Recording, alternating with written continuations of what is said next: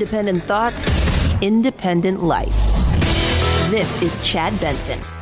So yesterday we hit the old Russians with a bunch of sanctions, which everybody knew, right? Because once he invaded, and he did invade, don't think that he did invade, and Putin said so. So what? He knew about this. Everybody knew what was coming. Everybody did. Everybody can see what's coming after this. Everybody can. In some ways, he painted himself into a corner. But they're moving blood. They're moving hospitals closer. Blood doesn't keep. So they're moving it in such a way where they know this might be used. They are moving stuff closer because there's going to be more to come. There is.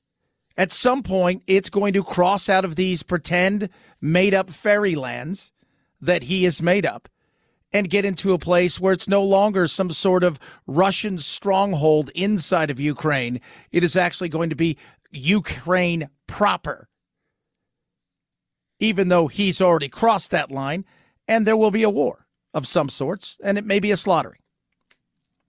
He recognizes that. That's what politicians don't understand about Putin and dictators worldwide, is they don't care. They're setting out to do something. They're single-minded in what it is that they're doing, and they don't care. They do not care. Go back and look. Look at Stalin. Look what he did. Look what he did one time to the Ukraine, essentially starving them to death. Look at Mao. Look at all of these people in the past. Hitler. They don't care. They do not care about human life. They care about whatever it is at that moment that they're trying to do. He doesn't care. He's been planning this. He has set aside somewhere between $750 billion to $1 trillion, mostly U.S. dollars. That's just sitting there. Their banks are taking actions, and we're putting sanctions on them. And he's like, Because the reality is, he knows nobody's really going to do anything. They're not.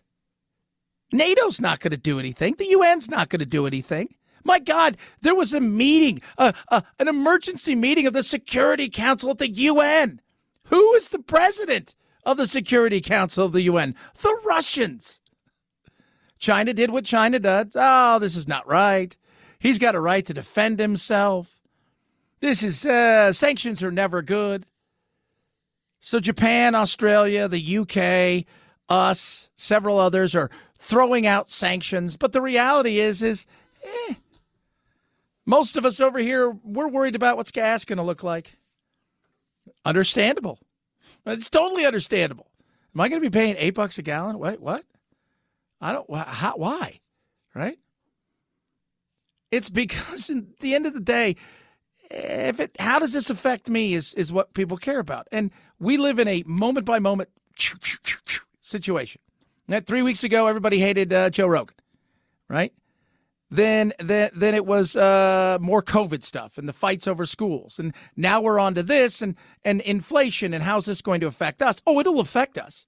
This is a changing of some significant, situations going on here that's going to be changing a lot of what's going on in Europe. But until we're there, we don't care. And that's kind of the reality of it. How does this affect me? Well, it's going to affect you when it comes to your gas, potentially. How so? Gas prices probably going to be going up. We already knew that. But now they could be going up exponentially. Overnight? It's possible. It's possible. But what you're getting is more and more people are starting to realize what's happening, and we're still not feeling that crunch yet. They're the second to third largest producer exporter in the world. They get about 40% of their money from energy. If you lose the second or third largest something export in the world, guess what? People are going to feel that because everybody else is going to be battling over less. That's going to cause these things to go up, which is going to hit you where? In the pocketbook. Everything has gone up. Everything. And then I get to figure out, dinner. And then I get to figure out all this stuff. That's what the average person cares about. Everything's going up. Because in reality, we're not going to do anything. And everybody knows that. Like, I look at NATO, right? It's kind of like, Trump, for all of his faults and his craziness, and there was plenty of them, don't get me wrong. He called NATO for what it was. You pay your fair share. You guys don't really get involved. This is, in your hometown, if you will. You guys should be taking care of some of this stuff. You didn't. Oh, but he was weak on Putin. Putin played him like a puppet. Putin's looking over here going, the U.S. is going to do nothing. They're going to throw sanctions. I'm going to hide money. Our economy is not booming anyways. So that's like a fat guy putting on 3 pounds.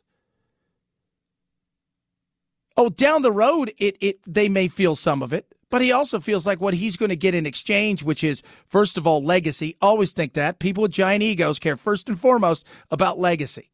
Everything else, it matters, but it matters less. To him, the singular greatest crime of all time in his world, in his lifetime, was the failing of the Soviet Union. And that started in 1991 when Gorbachev allowed, essentially, the Ukrainians to vote on independence, and they took it. But I look at NATO and I think to myself, everybody wants to be in NATO until they have to fight for somebody else. Like, they want it to know that it protects your ass. But do I really want to fight for France? Do I really want to fight for so-and-so? I don't know. Like, I would love it if they got my back. But at the end of the day, I don't know if I really want to get theirs. This is a how does this affect me situation. Well, if something did happen and we had to go into NATO, a NATO ally was pulled into this, then we're all acting. Because in theory, and again, it's a theory because it's never been tested, attack one, attack all. It's very Three Musketeers. But the Russians and the Ukrainians, the Eastern Europe, it's different.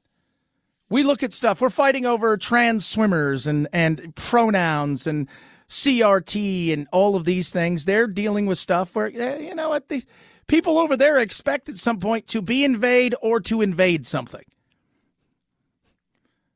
You probably cannot find anybody over the age of, younger ages, right? 20-somethings maybe. But you go talk to somebody who's 50 or 60, they've been through some stuff. They've been through it. This is a moment for a lot of us over here because it's going to cost us money and the frustration is going to be there. And we can all feel it in a time where we see rising inflation. Rates are starting to go up. Money's getting more expensive. People are trying to figure out how to put gas in the car. All of these things, and we're still fighting COVID. And there's a lot of things. And this is something else. But it's something else we should pay attention to because there is a shift going on here. And dictators around the world are looking. They're looking and saying, what is going to happen? How will this play itself out? If this doesn't go bad, why shouldn't we try to do something else? And that's the problem with this. They're watching. Other authoritarian leaders in the world are looking to see how the United States responds, how our allies respond. Because if we don't help, increase the costs to Putin, they're likely to also take aggressive measures. But if you know what's coming, you can prepare for it. If you know what's coming, you can be in a situation where you can do all you can to cushion the blow to your people, if you care about your people. And that's a big if. It's understandable what we care about. It's understandable what's going on in our world right now. It's understandable that, quite frankly, everything is getting so pricey that how an average person is surviving day to day with the continual rising prices of everything is causing them to make more and more decisions based solely on price. And no, we can't get that. And no, we can't do that. And no, I'm having to make real decisions about whether or not I'm going to pay this credit card or that credit card or pay my car payment or rent. It's ridiculous. And you don't get reimbursed for this money. And it's hard. Or I can't pay rent or stuff because I'm too busy trying to pay for gas. It's going to get ugly before it gets better. But the world is watching how we react. And I've said it, and I'll continue to say it. We can't do it alone. We shouldn't have to do it alone. But we're at a crossroads where people are going to have to start to pay attention here. There's going to be two ways and paths that people are going to go. And here's the thing about America, and I think the rest of the world at this point in time. We'll take the path with least resistance, even if at the end of the day, it's really not what we want, as long as we don't have to work hard at it. Meaning, there's going to be a lot of countries that talk a big game, do zero about it, and then start to see what other countries are going to do to them and overreach. 323-538-2423 at Chad Benson shows your Twitter. Tweet at us, text the program. A lot of stuff to get to today. More on this. Are we going to have a trucker convoy ourselves? I'm getting very excited. A trucker convoy. I saw that movie. That movie Convoy was a rubber ducky. Are we going to have one of those here? It's Woke Wednesday. Got a lot of woke stuff for you. Plenty of things to get to. Plus, Birds Aren't Real guy is back. And boy, he's saying birds aren't real. And he's backing it up. And a guy who wanted to get into the tiger cage because he wanted to stare into the soul of a tiger. Yeah, this story is spectacular. Again, America! 323-538-2423. At Chad Benson Show is your Twitter. Tweet at us, text the program. Nutrisystem. You want to drop pounds? Of course you do. You want to do it in a way, guys, let's be real. We want to do it in a way where we look around on the pound side and we think, you know what? I want it to be real. I don't want to eat a bunch of crap as far as like I can only have, a can of tuna every 4 days and an apple. I always go back to that because you saw the movie called The Machinist that came out several years ago. That's all that one guy who Christian Bale did to drop all this weight. He ate a can of tuna and an apple a day, and he looked emaciated. It was miserable. No, guys, we want to be able to have something sustainable, and that's where Nutrisystem comes in. Up to 30 grams of protein, big, filling, delicious, amazing. Their food is incredible, tastes great, comes right to you, breakfast, lunch, dinner, snacks, all of these amazing things right to you.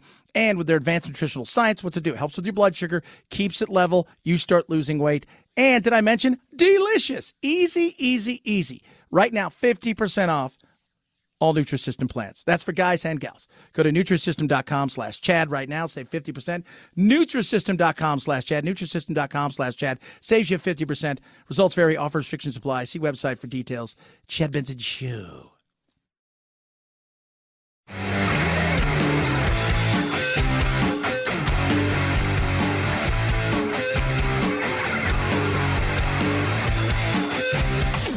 Helen Keller is a Nazi terrorist that is a male. Is that what you're telling me right now? Yeah. Are you thinking of Hitler? Who's Hitler? Vaccines work, but only the Chad Benson Show is 100% effective against stupidity. Do you know what D-Day is? D-Day. A person? A rapper? God, Karen, you are so stupid. Check us out on Facebook, Twitter, Instagram, and wherever you find your favorite woke-free podcasts. This is the Chad Benson Show. It was just 12 years ago that the latest and greatest wireless experience was being rolled out. AT&T 3G. Talk and surf at the same time. But 12 years is an eternity in tech, and AT&T's shutdown of 3G may affect seniors the most. We have a lot of older adults who are using older phones. Daryl Greer of AARP's Older Adults Technology Services also worries about medical alert systems that rely on 3G. Somebody were to push that medical alert button, maybe they're not going to connect to the people who need to. He urges seniors and their families to make sure it's all up to date. That happened to my mother-in-law, not the medical thing, but 2 weeks ago, she gets a text that says, you have 2 weeks to get rid of your phone and get something new. And I was laughing because the day before, one of the guys I work with, my producers here in the local show, Pablito, dude is old tech, love the guy to death. And, he's got an iPod thing still, and he's got a phone. And gets a text. He starts laughing. He goes, dude, they're making me get rid of my phone. I'm like, 3G. Remember 3G? He's like, oh, God, this is crazy. And now you got to get rid of it. You got to get it. Technology moves fast. I mean, think about where we're going to be in a few years. I mean, the way that technology is moving, this is what's amazing about technology, where we're headed. I was listening to a podcast today talking about 10, 15 years from now, probably 25 to 30%, maybe more of the jobs that are out there right now are going to be obsolete, if not more, with AI and all these things. And people start to freeze. Oh, God, what are we going to do? Settle down. There's stuff to do, right? Something's going to come up in supporting of those things or because of those things that aren't there right now. I've often talked to my mother about this, and the, it's not, my mother's getting ready to retire.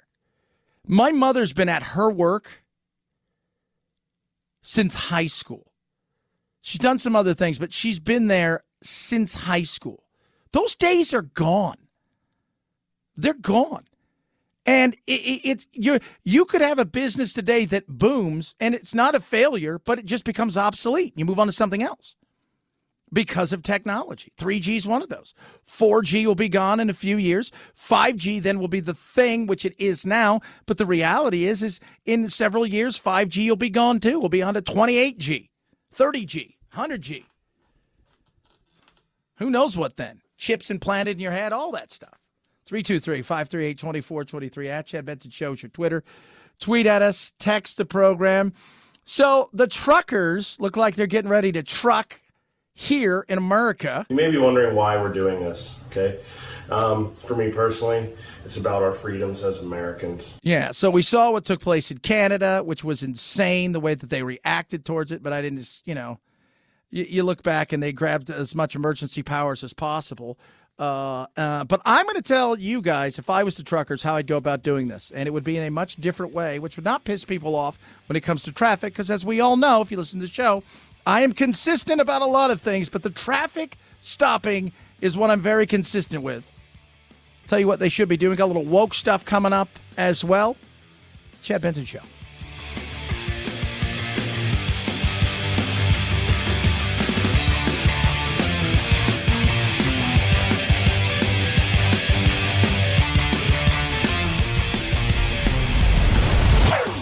Chad Benson Show.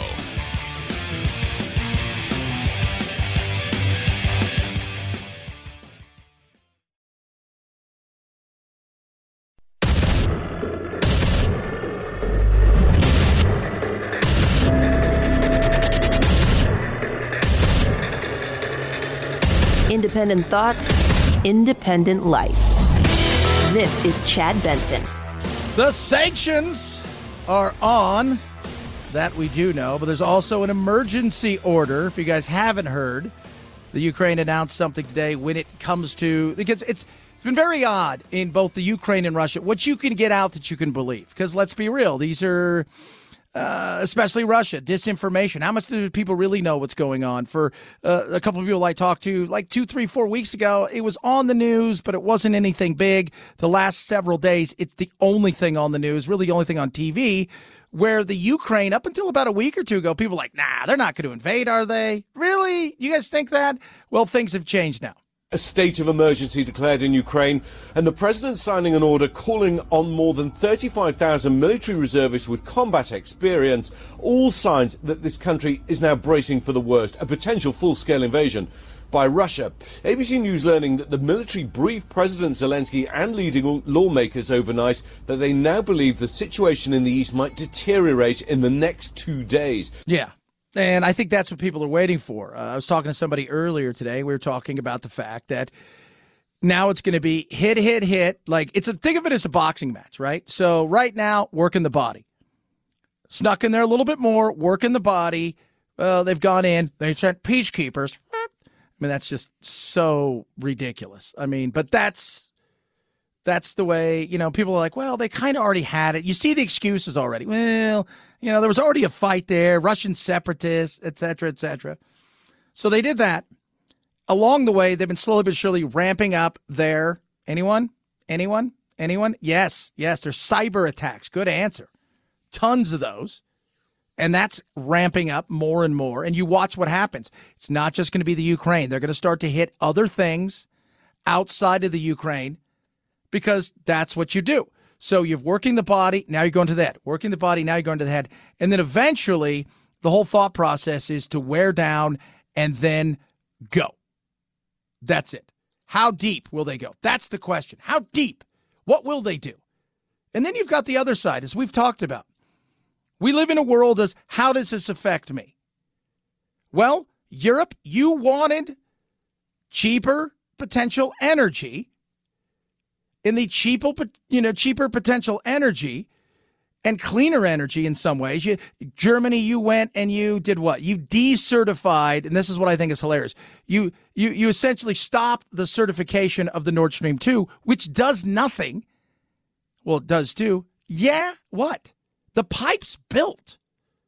They just haven't certified it yet to turn the spigot on. Eventually, you're going to be like, when things quiet down, if and when they go in and the war happens and all this stuff, people are going to be like, ah! And then, oh, look over here. Ooh, piece of candy. Ooh, piece of candy. Ooh, piece of candy. And people will go, ugh, you know what? Can you guys turn it on? Right? Don't do anything more, right? Like leave Estonia alone and Latvia and all the other Avadas and just, can you turn the spigot on? Because it's starting to really affect us.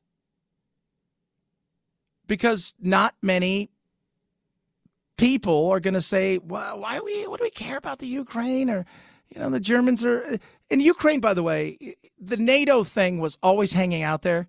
Germany was never going to let them join NATO, partially because of Russia. But you don't say that, right? You don't say that. But the chances of them joining NATO was probably much smaller. It may be greater now than ever before if there was a time they should have, but they're not joining NATO. I think most people realize that, but it gives them an excuse to say, I don't want these guys here on my doorstep. So I'm going to go and, to protect the motherland, the fatherland, the non-binary land, whatever you want to call it. This is what we're going to do. Now the question is, pretty much, I think, for most people, not if, but when. But that's going to go back to what we've been talking about with energy costs and the prices and where we're headed. This is a world market. And so once you take any of the supply out of the equation, it's going to send prices higher. And that's what we've seen already in recent weeks, where the price of oil continues to climb. It's now about $93 a barrel and rising. And there you see it at the pumps as well in the U.S., where now a gallon of regular is $3.53. In California, they just hit a record all-time high, $4.74 a gallon. Yeah, how exciting is that? Right? And that's going to be continuing to go up. Especially because some of this stuff's already baked into the prices right now. It's the things that you don't know that everybody's going to be looking at. What don't we know? What is going to happen potentially that is going to send it up higher? Oh, yeah. What is going to be? I don't think anybody knows. And it's just to sit and wait. It got near $99, came back down a little bit. Crude is trading right around $97 right now. So it's kind of in a sit and wait pattern. They were already talking about it going to 100, 110. Because we're producing as much and consuming as much, essentially, as we did pre-pandemic. Now we're going to be consuming more with less opportunities to purchase in an open market where there should be more. So that's going to put pressure on prices. Prices go up. People are going to look around going, as we've talked about, they're going to be frustrated. They're going to be angry. They're going to be stressed out because every time you see the prices rise on gas, know that that is going to be felt by the companies that are purchasing and having things brought to them, which will then be felt by you and I, the consumer, and you're going to hear things like tears in your eyes. Yeah. It's stressful as a mom. It's horrible. Because she's having to make decisions like paying partial rent, putting gas in the car, things of that nature. Top that off with the rest of inflation and supply chain problems. It is a recipe for a nightmare. right now. 323-538-2423. At Chad Benson Show is your Twitter. Tweet at us. Text the program. Love hearing from all of you. So the truckers are supposed to protest. You may be wondering why we're doing this, okay? For me personally, it's about our freedoms as Americans.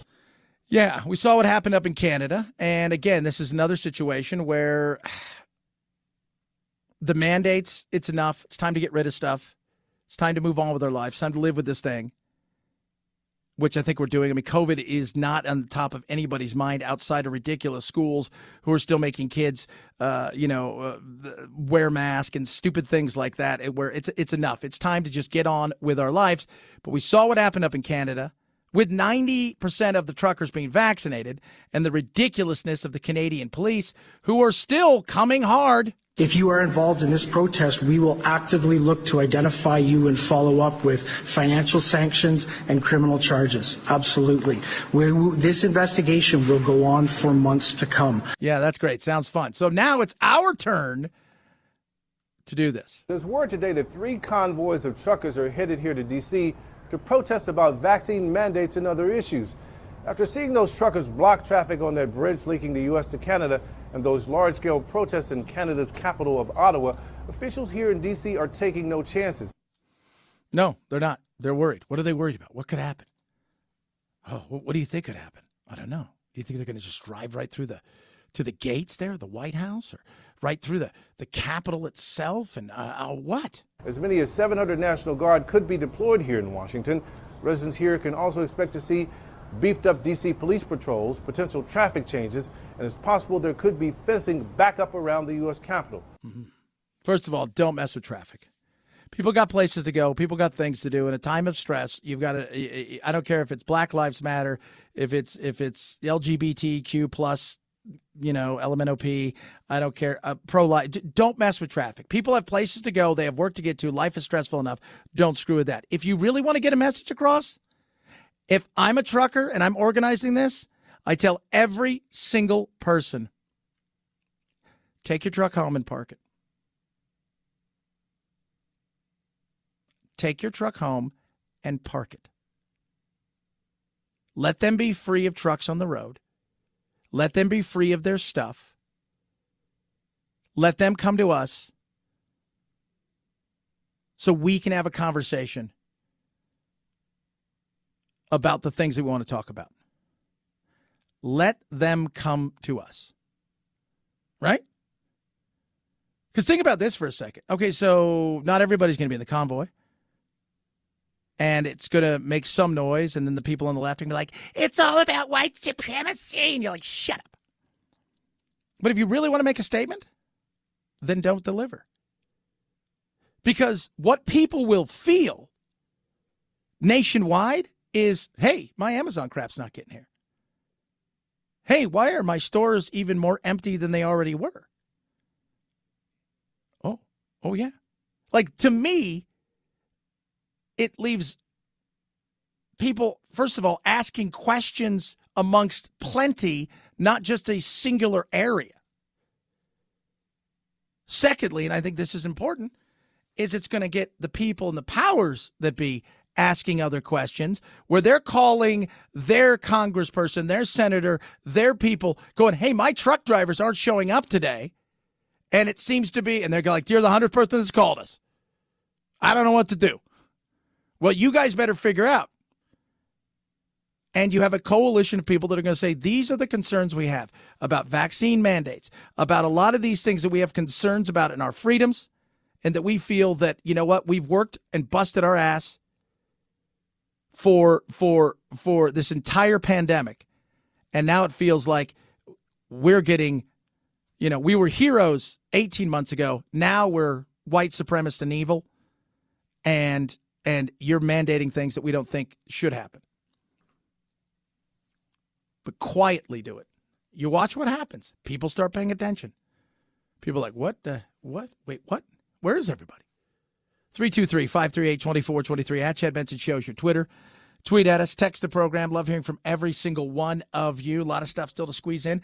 A little bit of woke stuff coming. Oh, yeah, and the Tiger, man. I got to get to the Tiger guy. He is spectacular. All I can say is he wanted to look into the soul of a tiger. What do we always say on the show? Nature will mess you up. But when you go somewhere nature is, you put yourself in stupid positions. As producer Phil would say, play a stupid game, win a stupid prize. Talk about that. Some woke stuff straight ahead. MyPillow right now has the cheapest absolute prices in the history of MyPillow. Yeah, how about this? We got sheets, we got slippers, we got towel sets.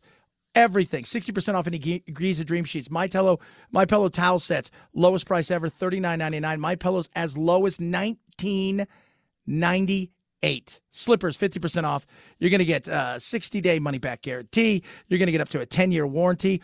All of these things are available to you. Plus, right now, when you go to MyPillow.com and click on the Radio Listener Square and use promo code Benson, you're also going to get Mike Lindell's book as well. Absolutely free. Talks about his trials and tribulations of struggling with drugs and then rising to the CEO of MyPillow. Go to MyPillow.com. Use the promo code Benson. MyPillow.com. Promo code Benson.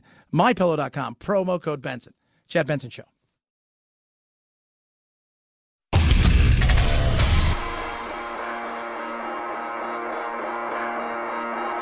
Welcome to Chad. No, not the country. The institution. The Chad Benson Show. If you're non-binary and you know it, clap your hands. If you're non-binary but you're actually gender fluid, but you don't want to explain to people that your pronouns change regularly because your gender is that freaking fluid, and you don't really care either way what pronouns people use, except for certain days where you feel super masc or super femme or super androgynous, but you also don't want to bother people with having them try to remember what pronouns you are for certain days, and even you don't really know most of the days, so you just sit there like, sure, whatever you want to reference me as. If you're non-binary and you know it, clap your hands. And you wonder why people don't pay attention to what's going on in Ukraine. Like, that's important to some people. Like, you're non-binary and you know it, clap your hands. I've said this. I don't care what you are. But you get one. Right? So if today you're Linda and tomorrow you're going to be Larry, fantastic. I'm going to call you Larry. But if 2 days later you want to be called, Joe, because you want something that could be Midland, and you get one, right? This is not, you're not on the run. You're not a spy. You're not. You're a kid. You get one. That's it. Don't get anything more than that. Don't be coming to me. It's like yesterday I was a woman. Today I'm a man. Tomorrow I'm going to be androgynous. You get one. What's your name? What's the singular name you go by? And if you say it's Roger, Todd, Steve, Carol, whatever it is, that's the name you're going to be called. I'm not going to call you he, him, her, she, shim, sham. You get one. What are my pronouns? My name is Chad. I don't go by pronouns. Chad is my name. Call me Chad. That's it. 323-538-2423. At Chad Benson Show is your Twitter. Tweet at us. Text the program. More wokeness coming up. The Winter Olympics. How bad were they? Well, the last curling stone has been thrown, the last downhill course slalomed, and it turns out not a whole lot of people were watching this year's Winter Olympics in Beijing. It was NBC Universal's least watched Winter Games ever, an average of 11.4 million viewers across all platforms during prime time, down 42% from 2018. Compared to last year's Summer Games, that's down 26%. It's not just the Olympics' fault, though. Network TV viewing is down across the board, and NBC notes it was the most streamed Winter Games ever, with 4.3 billion minutes watched digitally. Yeah, but nobody cares, right? People aren't buying products. Nobody cared. Everything's the most streamed because we have more people streaming. Nobody cared because I think part of it was you gave it to a totalitarian team. There wasn't any big stories. Just nobody cared. They smelled the BS and they wanted nothing else to do with it. Totally understandable. We didn't win a lot. By the way, when you win, for those of you who don't understand, money gets actually paid out per country to the recipients of medals.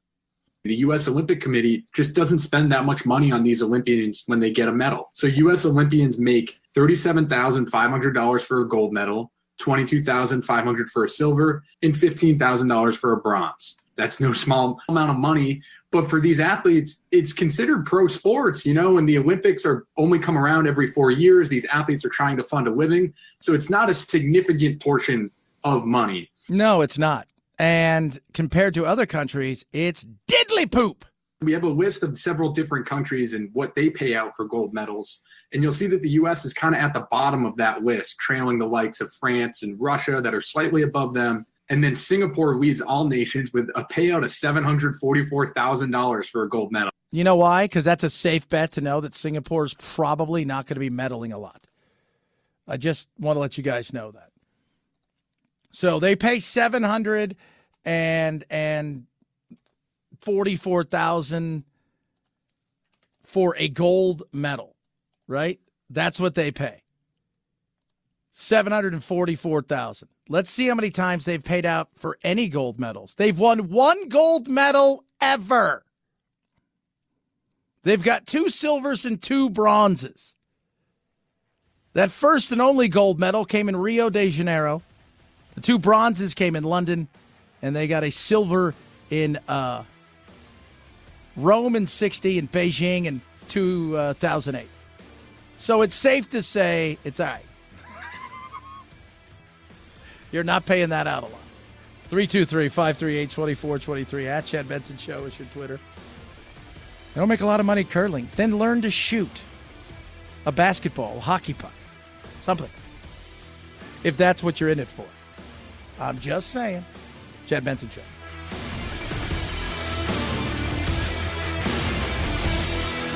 This is the Chad Benson Show.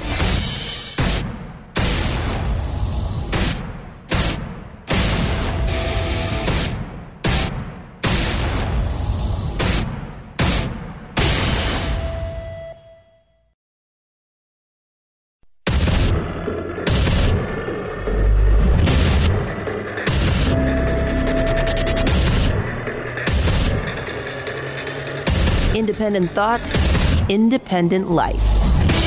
This is Chad Benson. Sanctions. That's it. Sanctions.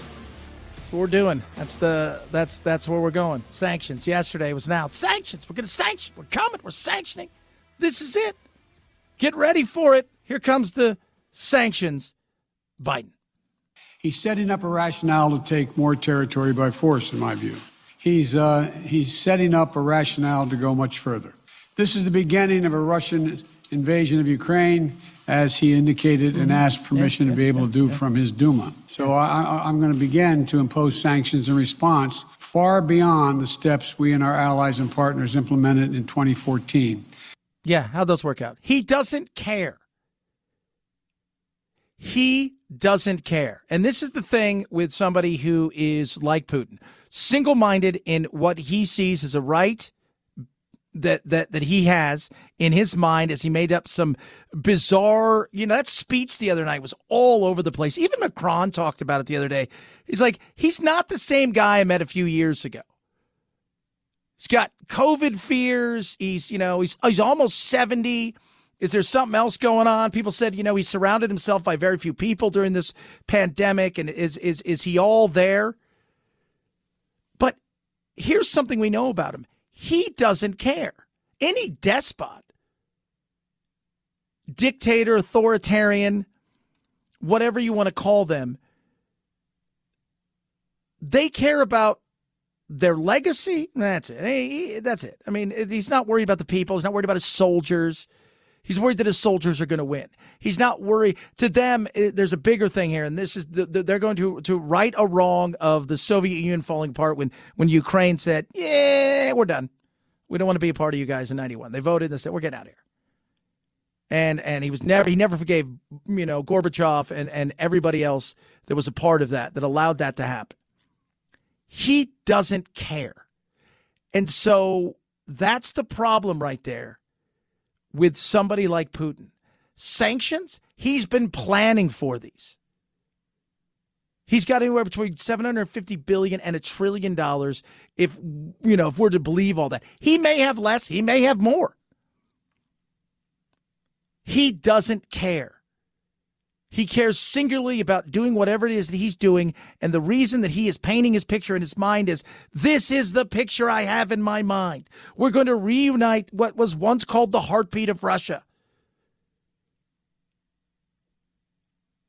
He doesn't care.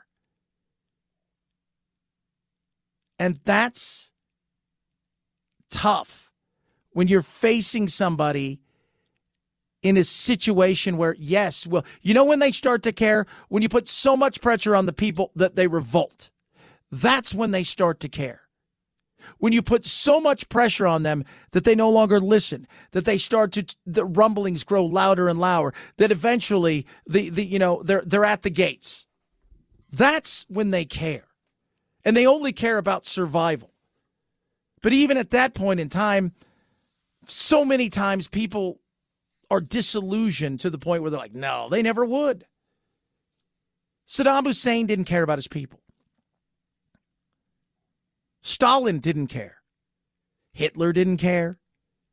Xi, quite frankly, only cares about Xi and the Communist Party. But what do these people all have in mind? And go back to Mao. It's all about legacy.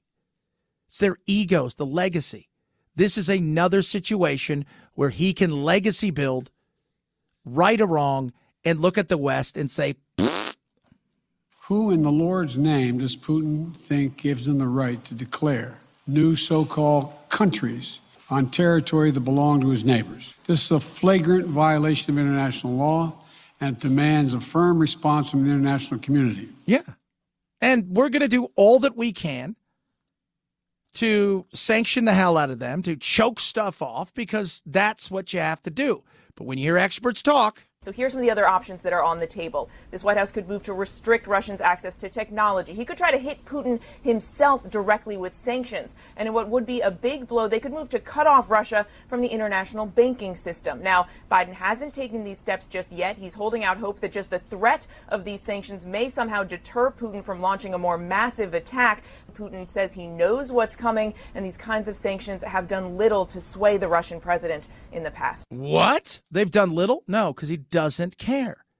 He's got enough bad people to work with, enough people that are aligned to a vision because they have a similar vision, whether it be Xi and Taiwan or Iran and whatever demise that they want to bring upon their neighbors and dominance, or several others, He doesn't care. And that's hard. Because the whole thought process is, what is it that you care about and how can I go after it? Well, if you've got $1 trillion and you're willing to help your oligarch buddies, and we've cut deals with China and a few other these places to supply them enough of stuff that is going to keep them somewhat working, now we're going to have to start going after industries and other places. The chaos is what he enjoys, but the reality is, at the end of the day, he doesn't care. And it's finding that care point. Oh, Chad, he's got to care about sanctions. The question is, will it make any difference to Vladimir Putin? Will it alter his thinking? Will it alter his behavior? On current evidence, the answer is probably no. If he goes further, the threat is that there are going to be more sanctions ahead. Yeah. So they've been, and this is the other thing. When you start to realize that this was going to happen quietly behind closed doors, you're putting together plans. You're stocking away money. You're making sure not only there's enough money there, but enough money to loan out to the Russian people, the banks. You start putting yourself into a position where you're going to buy yourself enough time. And one of the things you're buying time for is that was last year. We're on to something else. And I think we'll see some of that. But they stopped the Nord Stream 2. Yeah, but I heard a buddy today on podcast, and he said, give it 12 to 24 months. And I thought, you know what? That's about right. Right? Could be sooner with the way that we have a quick mindset. But what's going to happen here? It's going to affect us. Energy prices through the roof. And what do you get then? You get people that are scared. You're going to get people that are frustrated because you're starting to see everything rise and rise and rise. In just the last month, prices are up 20 cents. The nationwide average tonight is $3.53 a gallon. In California, they're paying $4.75. That is a record. And you have to put this in context. Russia is a top energy producer.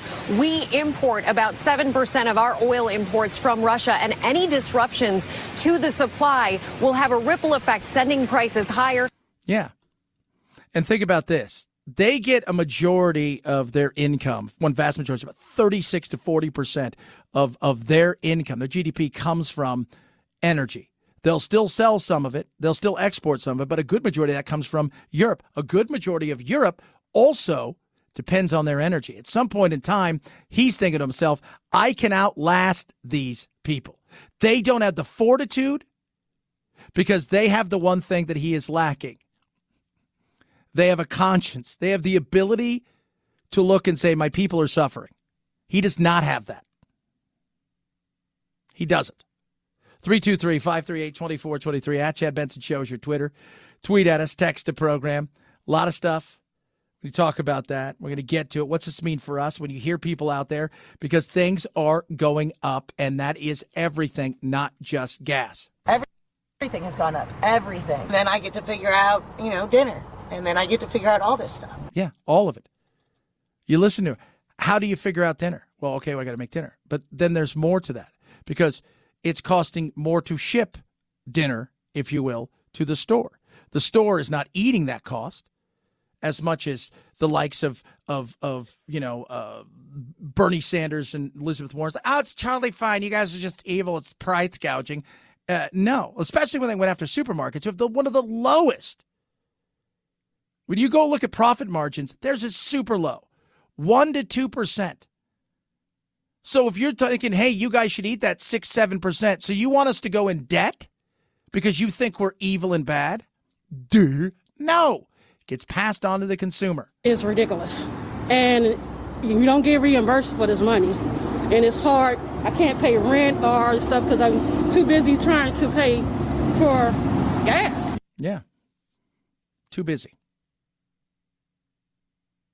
You think about what it's going to cost to fill up your gas right now, depending on where you are in the country. Some of you might be paying $3, maybe high twos, but you're not used to that. Some of you, though, probably are paying $3.20 to $3.50. I paid $3.89 this morning. It was $3.66 last week. You feel that. And petroleum is in everything. You like plastic stuff? Yeah, well, what do you think's in there? So you start looking around all the things that affects and the fact that we're going to have a smaller supply with the same, if not more, consumption, you're going to have inflated prices. 323-538-2423 at Chad Benson Show is your Twitter. Tweet at us. That's how this is going to affect you first. Second would be if NATO allies get involved because something goes south, which in war is a possibility. And we have somebody who's hell-bent on whatever the hell he's hell-bent on at this moment in time. God only knows what could potentially take place. Then we'd feel it in a different way. 323-538-2423 at Chad Benson Show is your Twitter. We'll talk about a lot of stuff. We're going to do a little what's trending. Plus, 6 in 10 people, this may be you, couldn't cope without something. We're going to talk about that. And 1 in 8 say they suffer from a certain anxiety that comes with that thing when it gets to a certain level. It's crazy. Got a little what's trending, some more wokeness as well. Mike Lyons going to join us at the bottom of the hour, talk about what's going on in the Ukraine. What's the next steps? What does it really look like? What chances does the Ukraine have, if any? He'll join us at the bottom of the hour. Calibrate wants to help you lose weight the smart way, in a way that is, and then we're not talking, there's a difference between losing 20, 30, 40 pounds, which you can do with this. But there's also people out there who need to lose a certain percentage of body fat, right? And what have we learned about through this entire pandemic? Unhealthy. We are very much a nation of unhealthy. Calibrate's totally different. Comprehensive, doctor-guided metabolic reset promotes sustainable weight loss through lifestyle changes and, yes, FDA-approved medication. You pair those two together, you're going to get a reset of your metabolism. It's going to allow you to lose weight and make it sustainable. It's a fully integrated program, one-on-one video coaching, in-app tracking. I've talked to several of you who have tried this, and you're amazed at, I'm going to say it, kind of the ease of which this is going. It's not some shock to the system. So much of what happens is your metabolism gets to a point where once you start to lose weight right now, no matter how good your willpower is, it freaks out and says, uh-oh, we're starving, stop losing weight. Because your body's used to being at a certain weight. It's comfortable there. But now you're going to reset it and get it to a point where it should be. Easy to do, easy to fit into your world. Try Calibrate now. Save $50. Go to joincalibrate.com. Use code CHAD there. You're going to save $50 off a 1-year metabolic reset. It has been proven over and over. The earliest Calibrate members lost well over 15%. That was super early. They're in their 20, 30, 40% of their body weight. Think about that. If you lost 30% of your body weight right now, you'd be like, oh my God. This is what you need. Joincalibrate.com. Use promo code CHAD to save $50. Joincalibrate.com. Promo code CHAD. Chad Benson Show.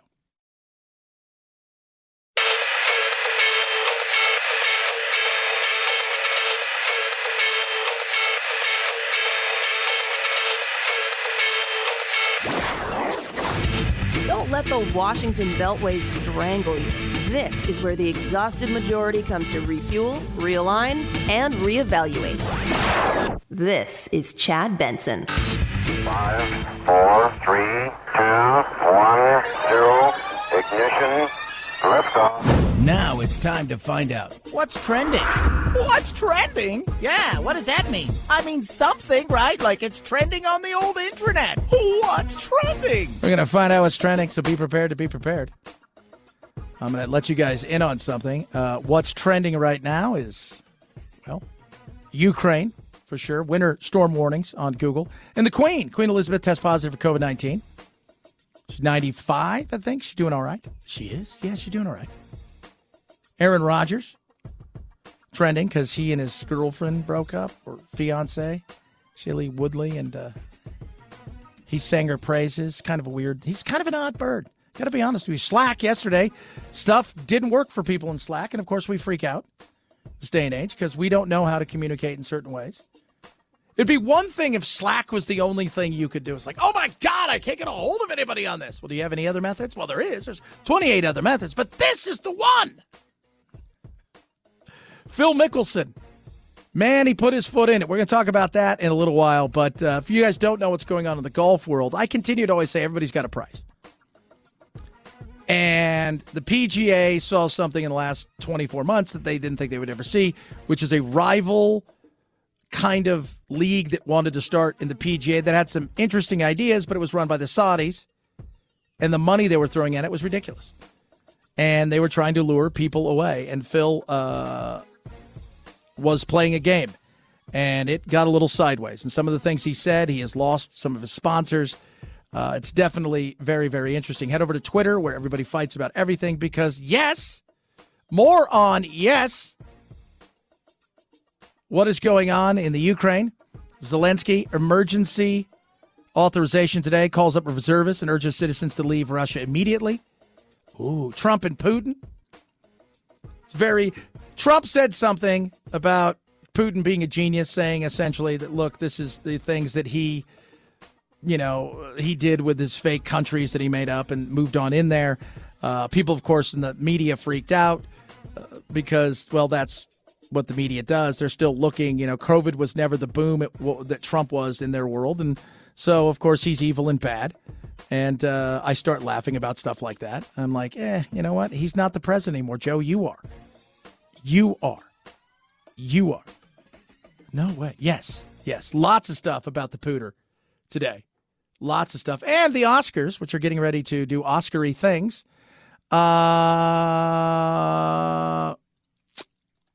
They aren't going to give out certain awards live, which is not a shocker. Still don't know why we do an award show, especially shouldn't we do an award show for this is the award show because this is really about critics, right? And this is my masterpiece. Yeah, but nobody watched your masterpiece. It's like this, what's the one, was it the People's Choice that used to kind of be, that kind of thing where you go and it's like, what's the one? It's like, this is just the regular movie. This is the regular People's Movie Awards. That's what we should call it. The RPAs. 323-538-2423. Mike Lyons going to join us straight ahead. Retired, major in the Army, military analyst. Talk about Putin, what's going on there, what can we expect in the coming days, hours, weeks, God only knows. We'll do that straight ahead. Chad Benson Show.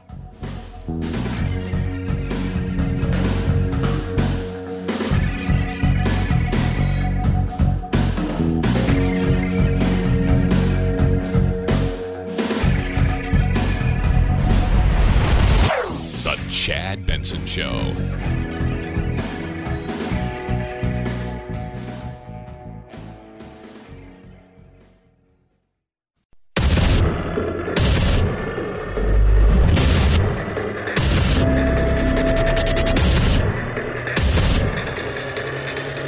Independent thoughts, independent life.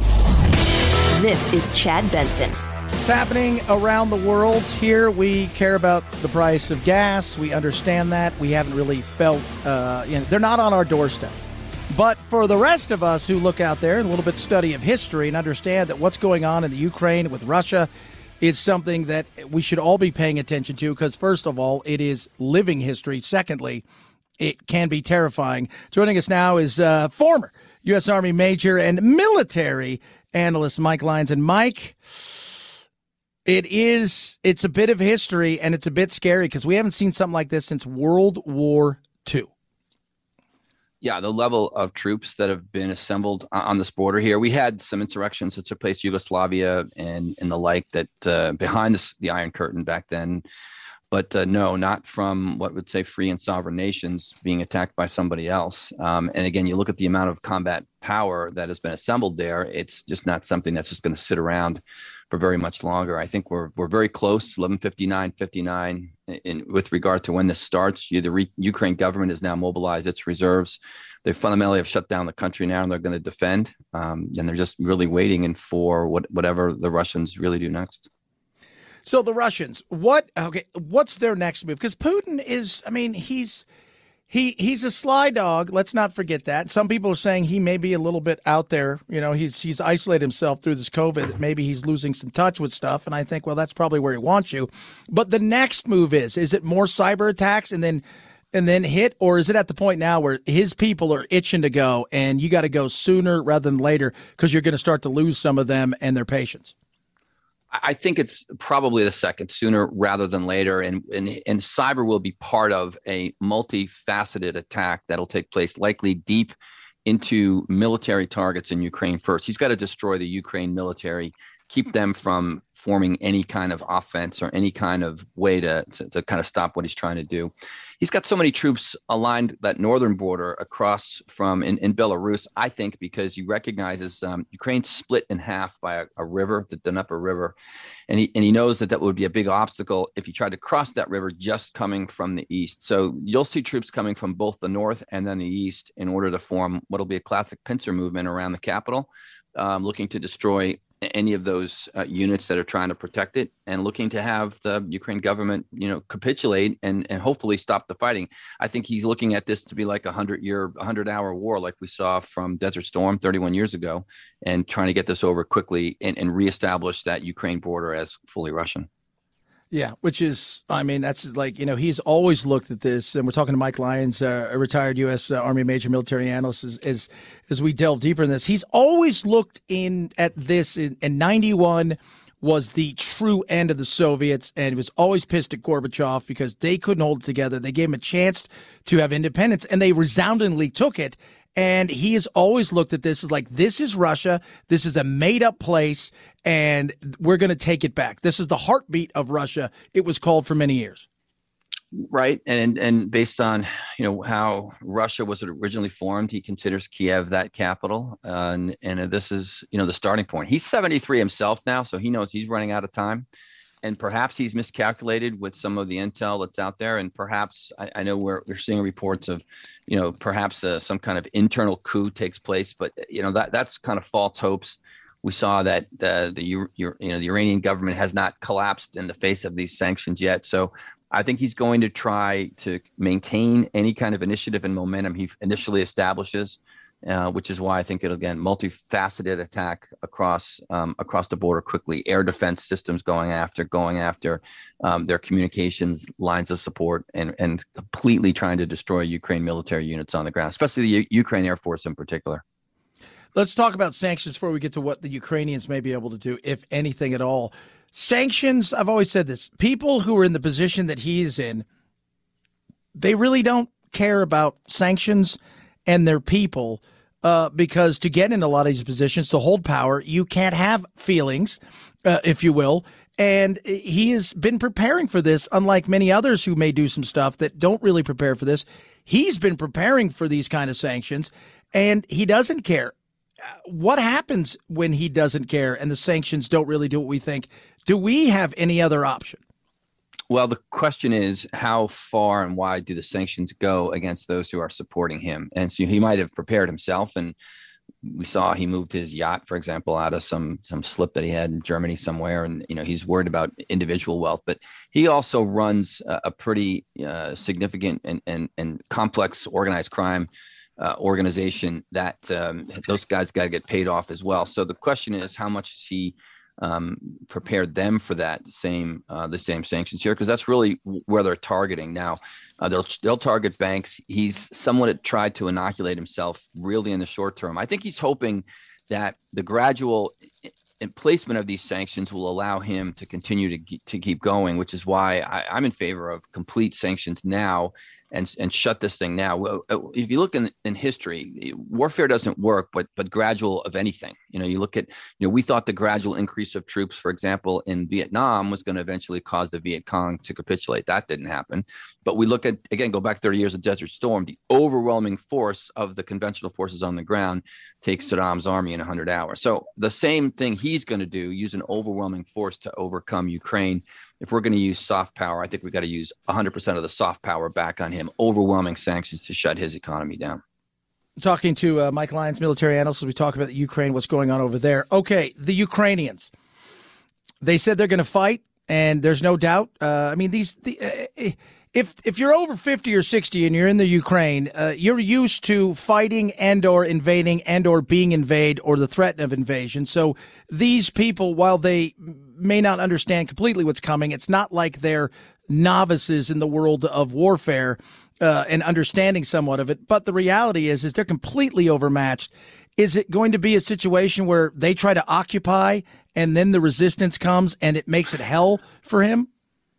That's probably their plan. They'll probably stay within the shadows initially. They'll perhaps take targets of opportunity, but that's what you said is exactly right. They'd be overwhelmed by a very superior military force with heavy armor, infantry vehicles that would, can destroy them from a standoff position. And once the Russians think that they're in a position where they're going to lose something, they're just going to take a step back and destroy whole villages. The only upside to this on some level is it'll be on television. There'll be the same things, the atrocities that were committed in the Middle East, for example, in Syria against civilian populations have been underreported. No one cares because it's the Middle East, but they're going to get reported here. They're going to be on television. You're seeing the reports coming from the southern and eastern part of Ukraine already. So I think that that's going to be the difference. The question is whether the world gets upset about it and whether the world decides to join in on the sanctions. We saw, for example, in the UN, India has not decided to go along with the sanctions. Some of the major countries, major large populous countries in the world are still not on our side with this. So there's still not this united front of the world against Russia taking place just yet. In particular, the Chinese are going to backstop them as well. Did you find it a joke? And I think a lot of people don't realize this, that the UN Security Council this year is headed by Russia. Yeah, I mean, it's that plus, all the other things that the UN happens to do with, human rights headed by the Iranians and things like that. The United Nations is a necessary evil on some level. It at least does provide some place that we can sit and talk with the rest of the world. But as the world's other members get further away from what we'll consider basic human norms, then I don't know what what exactly it's going to do for any good. At least it puts it on paper. Now we can't sit there and say also that we're really mad. We're going to go to the UN and do something. There are times America's just got to act and do something on its own if it wants to protect its own best interests. Which we need to restore that back here in our country. This concept of America first got kind of a bad rap during the last administration. But I think this is a good example as to why we have to have America first, why we have to have our own energy policy and be energy self-efficient. We're protected on two oceans, on two sides. We can create Fortress America and take care of our people very easily if we wanted to. U.S. Army Major, former and retired now military analyst Mike Lyons joins us. We talk about we how does this affect meat culture, and that's the reality. The oil prices, obviously, they're just right now it's jittery and they're sitting. Gold is kind of moving up. The market's not quite sure what to do. They all want certainty, but at the end of the day, as much as we're going to depend on a good portion of this, Europe depends a good portion. And I've always said this about NATO. It's a great idea in theory, but the fact is everybody knew nothing really was going to happen. But now, as it gets inches closer and closer that there may be something down the road, because God only knows what Putin may do, the reality is everybody wants their back covered. But if they have to cover somebody else's back, I always feel like there's going to be countries within that are going to be like, yeah, I don't think so. Where NATO failed is in the expansion of it since the end of the Cold War. And I think that's what hasn't been reimagined. And, you can blame both administrations of Republicans and Democrats to do this. George Bush was the one who originally said that we're going to see Ukraine in NATO someday. We can't have the membership of NATO to be everybody but Russia. That's the kind of entanglement that started the First World War. And so we've got to be, point blank about what NATO actually means. And if you're going to be in NATO, you've got to pony up the money that you're going to pay. The Germans, for example, have not done anything near that. Donald Trump tried to get them to pay more and try to shame them into doing this. Right now, the Poles are a better NATO ally than any of us that we have there. We have the Turks, for example, as well. They've been siding up with Russia, buying anti-aircraft defense platforms from them. So NATO has to be reimagined by better leadership, and likely that we've opened up the gate and had countries come in that should not be in NATO. Not sure how we fix that, but we can't all of a sudden put everybody in NATO except Russia. That's going to create World War III. Absolutely. Talking to Mike Lyons, military analyst. We talk about all the chaos and craziness in the Ukraine. All right, Mike, your gut feeling is by Friday they've moved in, by tomorrow they've moved in, or is it going to be a slow move and then overnight an explosion? I think deep attack first, coming from the north, sealing off the kind of the western shoreline or the western flank of whatever Ukraine military is there. I do think that they attack military targets, military bases. I think they're going to be under missile as well as aircraft attack. We're going to go after, for example, Ukraine has some limited anti-aircraft defense systems. They know that they have to take those out for Russian air forces to have air superiority. The Russians have learned from the United States. They've learned from 2003. They've learned from Desert Storm. They've learned how to fight this conventionally if they want to. They know they can make it no match. So they're going to take all those lessons and do it. So I think it'll be more of a blitzkrieg than it will be a gradual process, because Vladimir Putin knows he's got to maintain initiative and momentum. And the only way to do that is to go full out. We've got about 30 seconds. Does he have his eyes on another prize outside of Ukraine, or is this kind of this is his crowning glory in the capping off of his legacy? Maybe Moldova in the southern western portion of it. But if he decides to go for the Baltics, I think we're shoring up that place properly right now. But that's perhaps the next tipping point, because those are also 3 NATO countries that we never should have let in NATO to begin with. They probably would have been gobbled up if something happens, but that's going to be the next test of NATO, is whether or not he decides to put pressure on that part, because that's the next place he wants. That gives him unfettered access to the Baltics. Crazy, man. It's crazy. Absolutely love having you on. Retired U.S. Army Major and military analyst Mike Lyons. Always good to talk to you, brother, and we'll talk to you soon. Thanks, Chad. Thanks for having me. Thanks. At Chad Benson Show, Twitter, ChadBenson. There's so many moving parts in this, but how this is going to affect all of us is down the road. Not just in gas, but the potential of what-if scenario if he decides to go for more, or if somebody inside of NATO gets sucked into this, then in theory, let's be real, as he talked about. And as I've always said, is I don't think everybody's going to be on the same page. But that doesn't mean that we won't be. And we definitely need a reset of who we are and NATO. For sure. Got more to talk about with this. By the way, winter, you know what it can do to you? Put a freeze on your car, put a freeze on your wallet. Why not do the right thing? Get yourself some CarShield. Continually rising prices in cars, in particular used cars, is tremendous. That also means if they break, it's costing more to fix them. It's costing more to get the parts. What are you going to do to protect your wallet? CarShield, CarShield, CarShield. They're going to handle the paperwork. They're going to handle the expensive payment. You pay a small deductible. That's the way it goes. They've saved so many people so much money. Over 1 million people have been helped by CarShield. They're ready to help you. They're America's #1 auto protection company. You get 24/7 roadside assistance, a rental car for free, trip reimbursement, and you get to choose the shop, which I love. You take it to the place you want to take it. They get them paid directly. That's what's amazing. Best action in a situation like this in today's world with no warranty, CarShield, CarShield, CarShield. Right now, go to carshield.com/Benson. Save yourself 10%. carshield.com/Benson. Save you 10%. A deductible may apply. Chad Benson Show.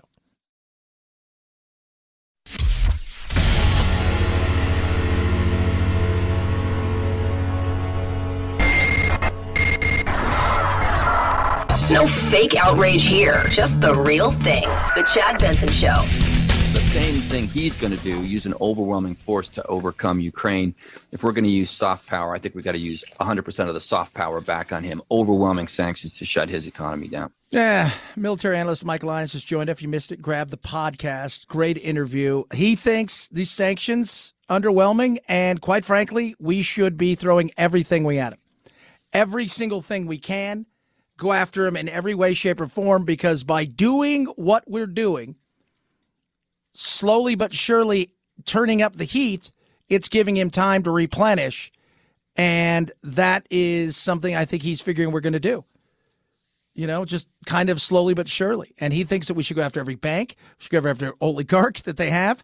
We go after him personally. We do everything in our power. But he was also surprised that some large companies, countries, India being one, hasn't thrown sanctions. I know France has. Australia did today. Obviously, the UK. Japan has as well. So it's interesting to see. And this is that weird world of crazy alliances. And I'm going to be interested to see how this plays itself out, because you would think that by slowly going to this, that's going to continue to give him more and more time to hide money and do things. He also, again, if you missed the interview, it's a great interview. Check it out. You can go grab the podcast, Spotify, all the great places you can, iHeart and whatnot. And one of the things he talked about is the fact that he believes that they're just going to overwhelm. At some point in time, they're going to pull the trigger, if you will, and just overwhelm them in mass numbers and with superiority. So we'll see. We'll see. 323-538-2423 at Chad Benson Show is your Twitter. Tweet at us. Text the program. Love hearing from you. One of the other things we're looking at is there going to be a protest with truckers here in America? There's word today that 3 convoys of truckers are headed here to D.C. to protest about vaccine mandates and other issues. After seeing those truckers block traffic on that bridge linking the U.S. to Canada and those large-scale protests in Canada's capital of Ottawa, officials here in D.C. are taking no chances. Yeah, what's that going to look like? I gave you guys my thought on that. I'll give you a quick 50-cent overview on that. Is if I'm those truckers, I do nothing like that. Instead, I go home and park my truck in mass.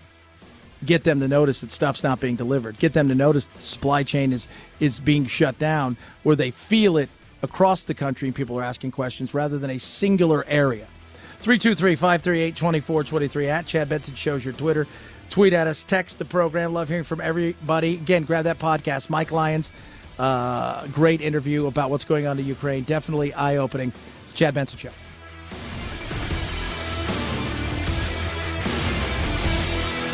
This is the Chad Benson Show.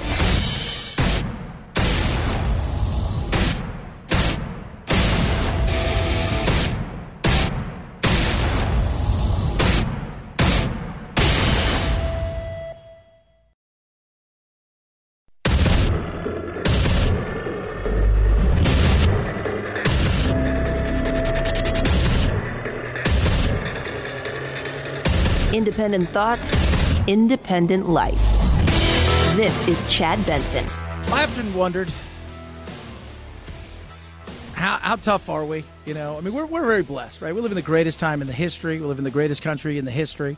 More wealth than we know what to do with. Even our poor are in positions that either middle class and other countries don't have. And not just talking about poor, far-off lands.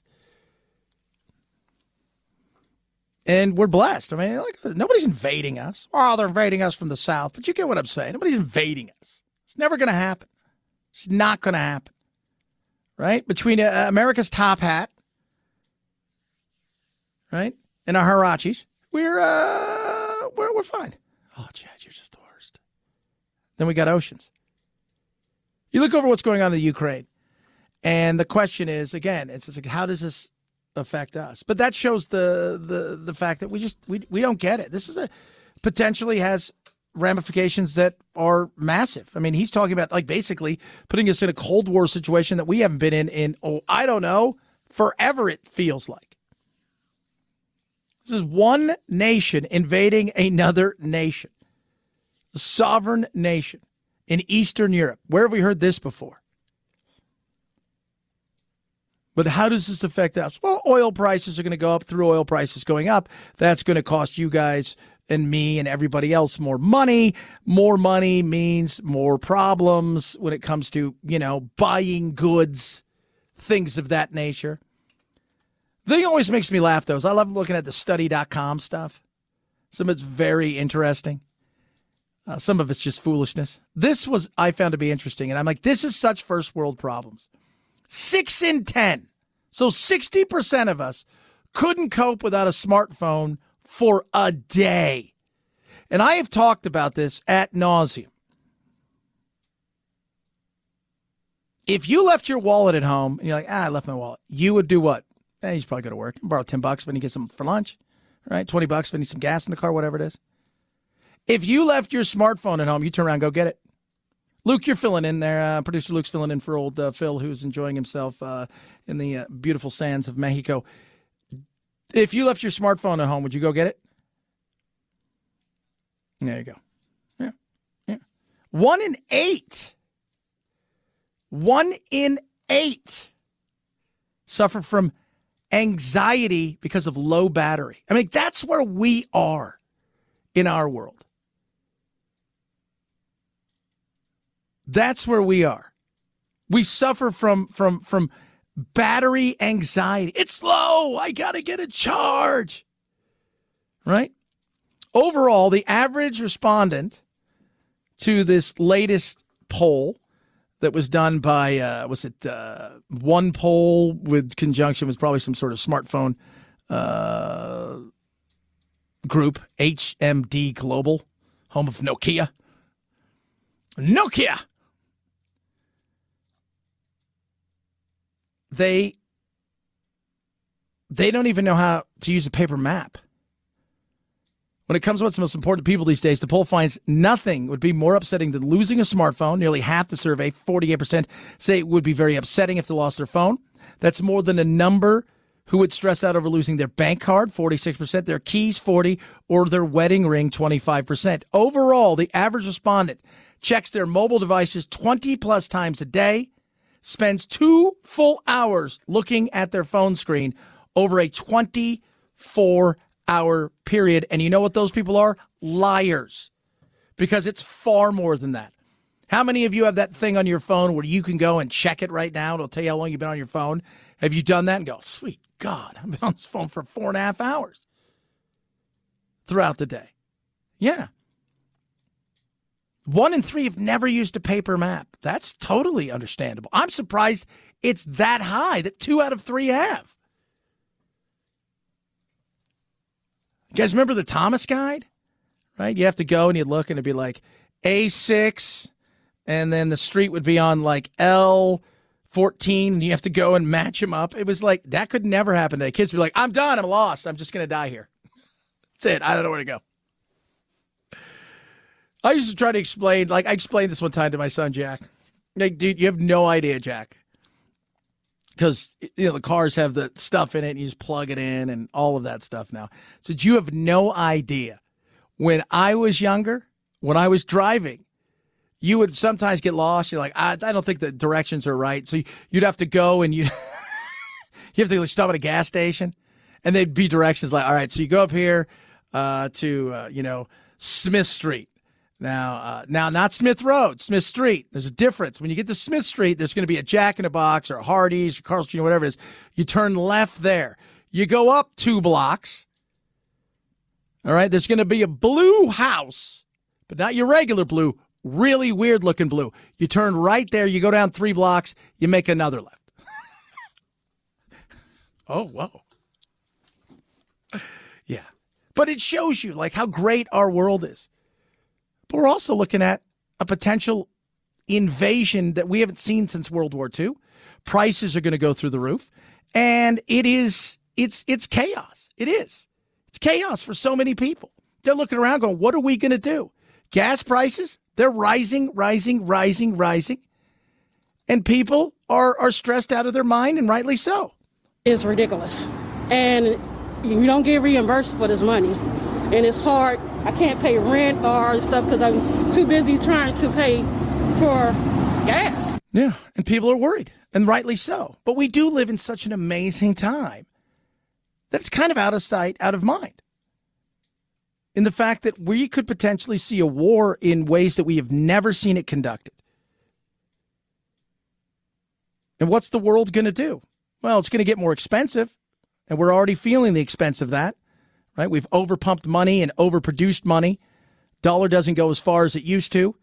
Now you've got gas prices rising with the potential to see these things continue to rise even more. Just the last month, prices are up 20 cents. The nationwide average tonight is $3.53 a gallon. In California, they're paying $4.75. That is a record. And you have to put this in context. Russia is a top energy producer. We import about 7% of our oil imports from Russia, and any disruptions to the supply will have a ripple effect, sending prices higher. Yeah. Sending prices higher. Sending prices higher.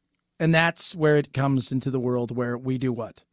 It affects us.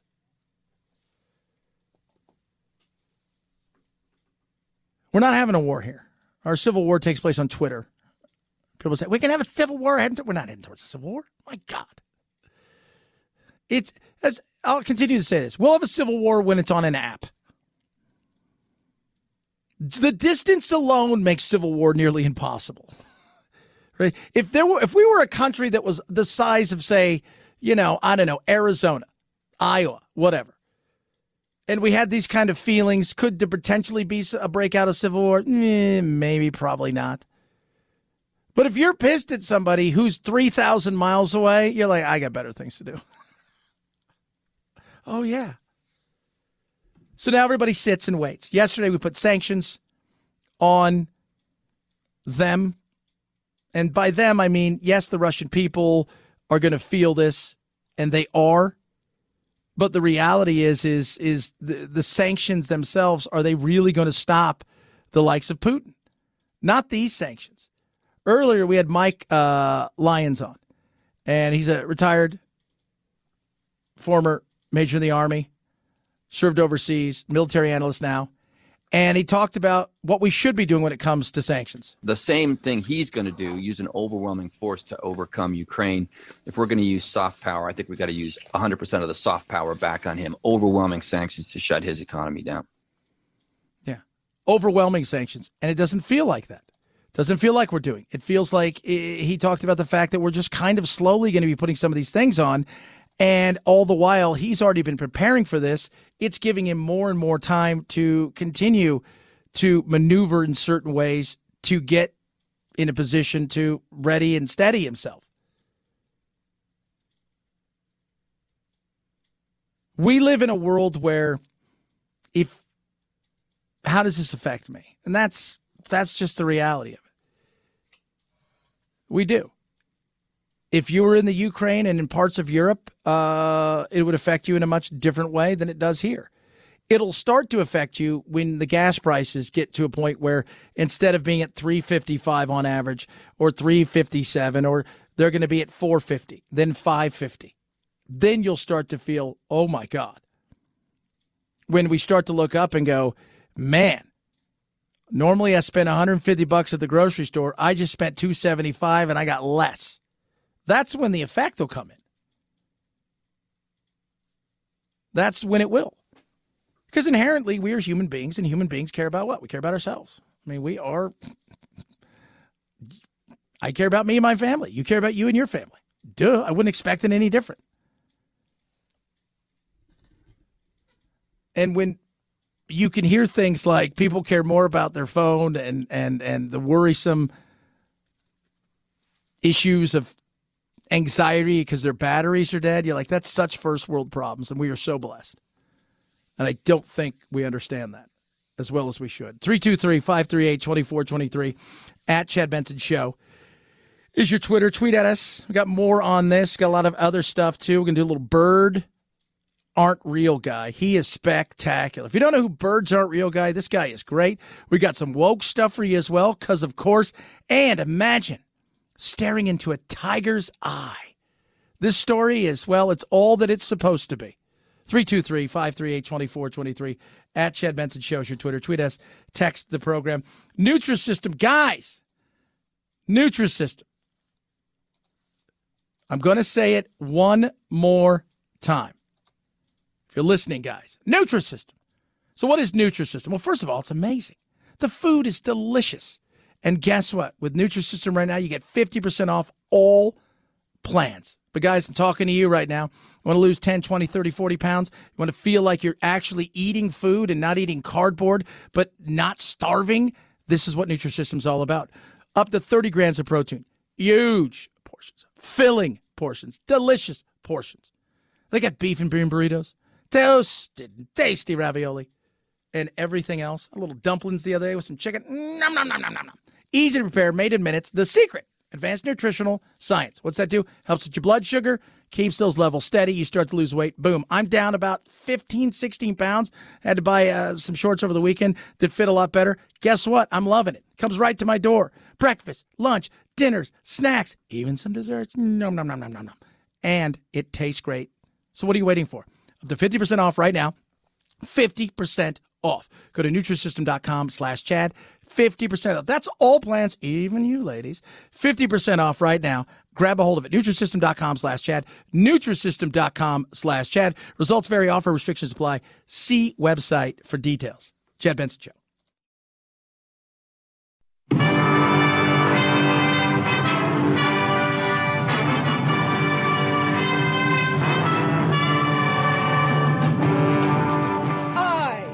To be free. I am not a terrorist. I am not Antifa. I am not a sex slave that wears masks. Don't be a cutie pie.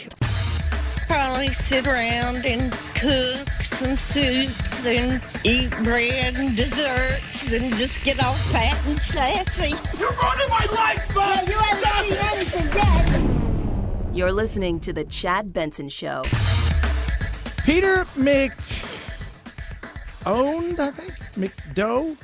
McIndoe? I don't know. He's the creator of Birds Aren't Real. And wouldn't you believe something? He's talking about birds not being real, or is he talking about the fact that maybe he's screwing with people? Guy's on the phone, Peter, the Birds Aren't Real guy. Have you heard about this?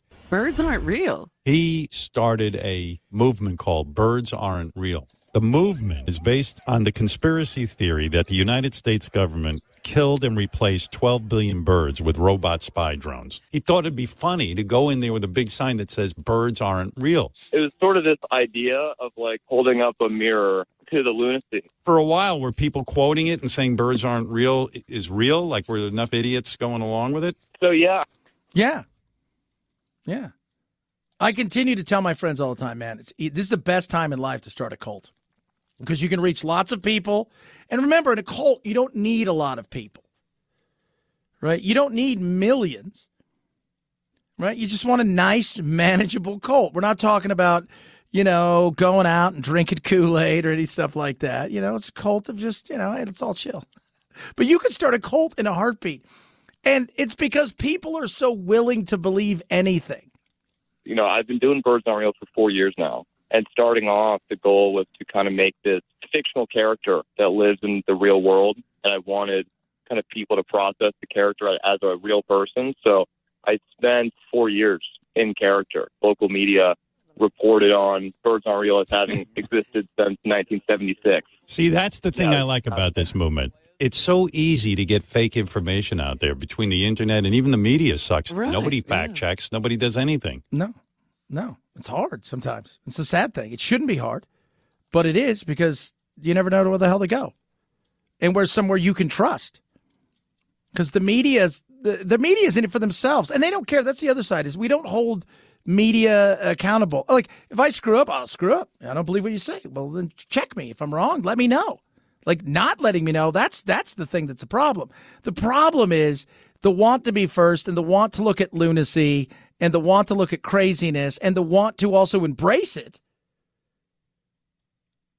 is such that because we move so fast, right, from one thing to the next thing to the next thing, so we never sit back and take in all the things that have happened, whether it's BS or made up, and soak it up and go, what could we do better? We're just on to the next thing. Well, I don't know how this is helping. It's the most important movement on the face of the earth, some may say. I'm hoping that some people will see the birds aren't real movement and say, wait a second, maybe we should look into some of the stupid that we believe. Yeah, you're hoping, but you don't see it happening. You can't show me people who are now giving up on their theories. That's my point. I can't show them to you, but I've met them. It is work. Peter's movement is working. Yeah. In some places it did, just like all the QAnon stuff, just like all the Russia stuff. The Russia stuff, people got Pulitzer Prize for things that weren't real. Think about that. As reporting as if they were real. To plant something and then get mass delusion, it's not hard. It isn't. Chad Benson Show.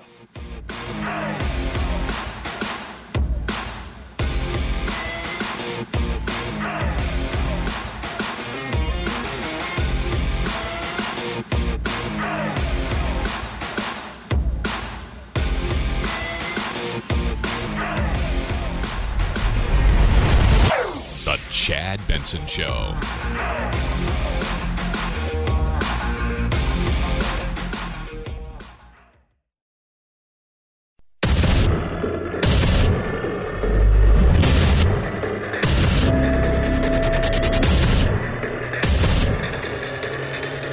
Independent thoughts, independent life. This is Chad Benson. Gas is up. Inflation is up.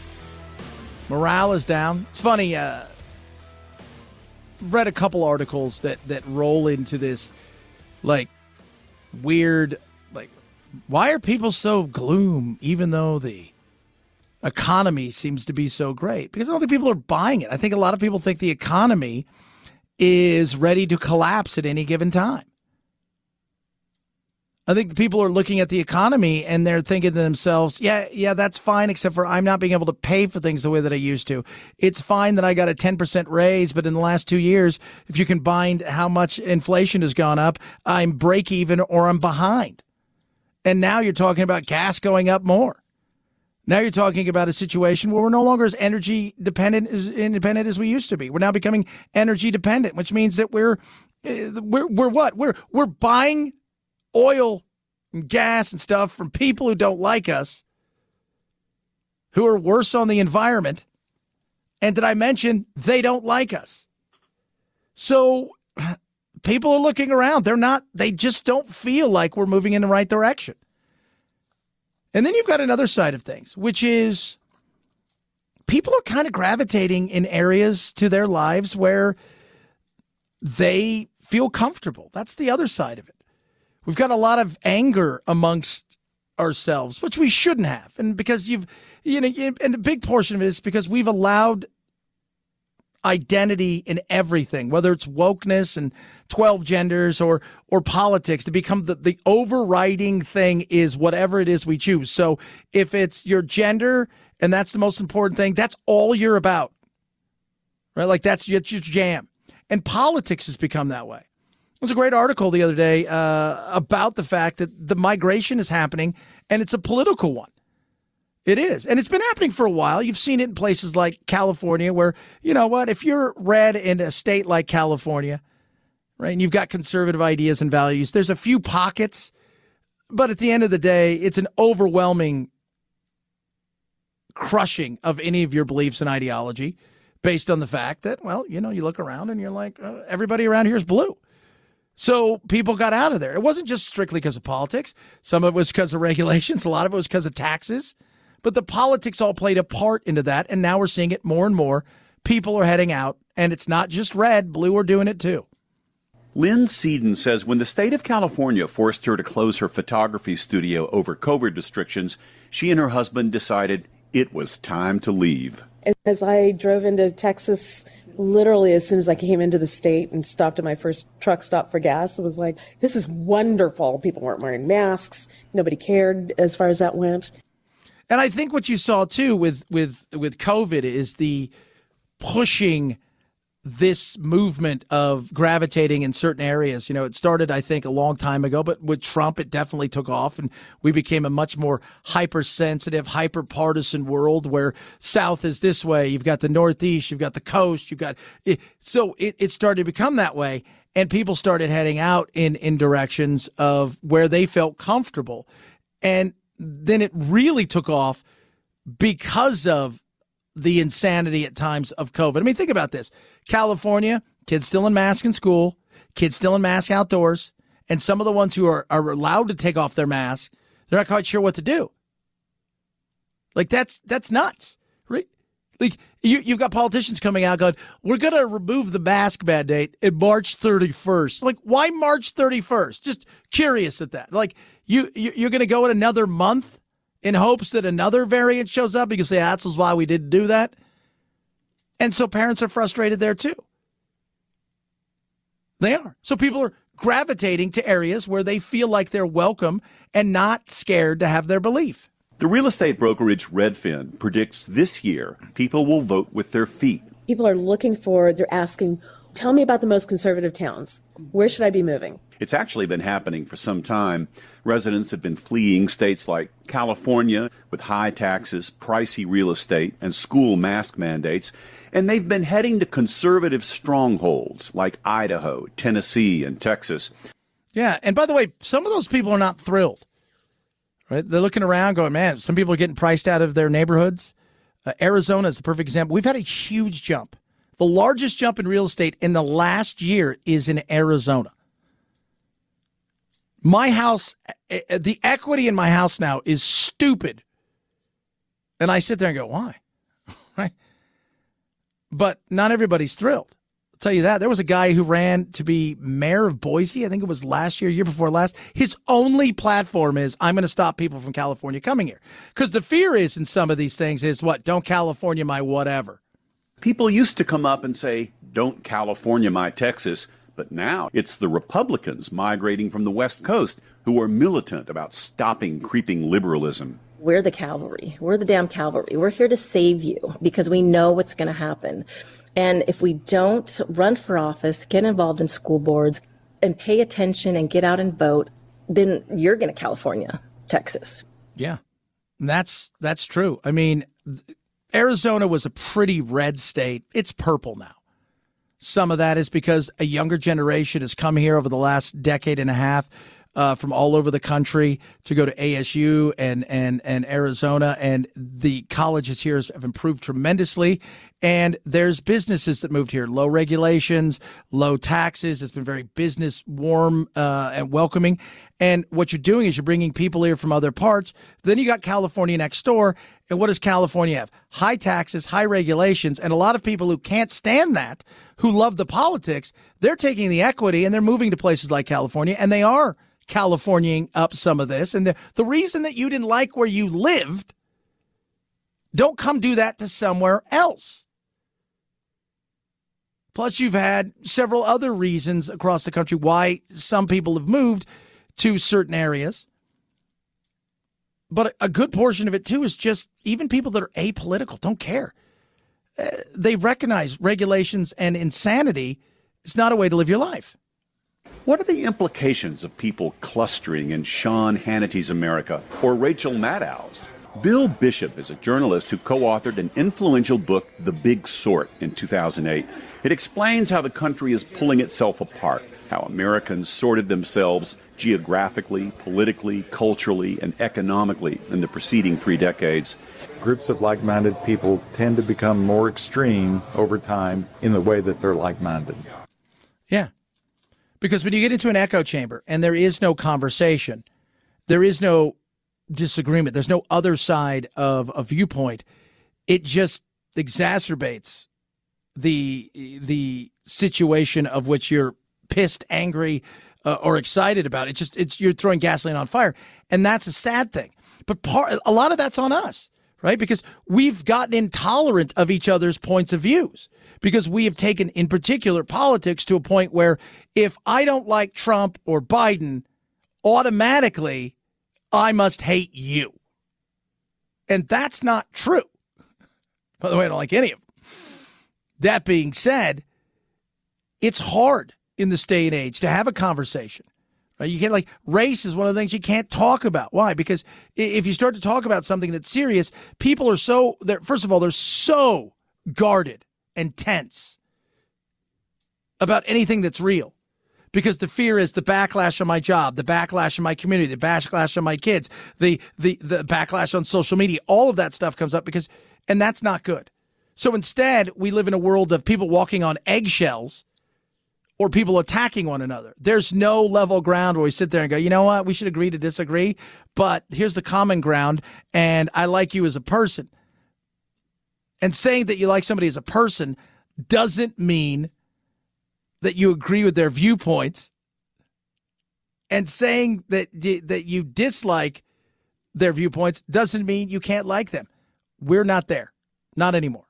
More intensely red and blue districts elect more extreme candidates for office. Then you can see that playing out in Congress.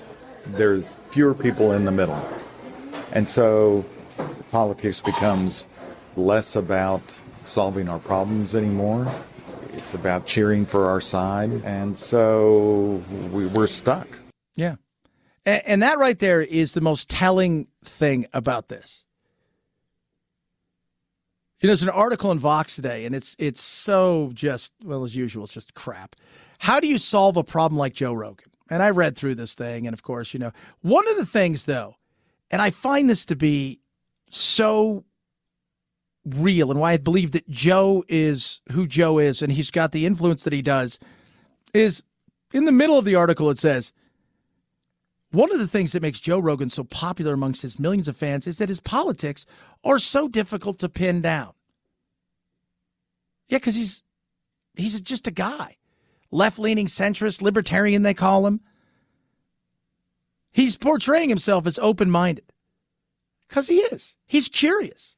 To be curious, you have to be open-minded. And what that guy just said about the fact that we're getting more extremes, you can see it now. Look at the people that are coming up, from the AOCs, the Marjorie Taylor Greens, to the Squad and the Ilhan Omars and the Rashid Tlaibs, to the Bobitts and all. You're getting people that are living in the extremes because the people that are most vocal, who don't represent the majority of America, are the ones who get through the primaries. And at the end of the day, you may be independent or a little right or a little left, but you're still kind of only have two choices. What we need is more conversation. What we need is more humor, which is just awesome because it really takes away a lot of stuff that goes on as far as anger. And what we really need are people that are there for the right reasons in politics. But most importantly, we need a reset to understand that if I believe A or B, that's not who I am.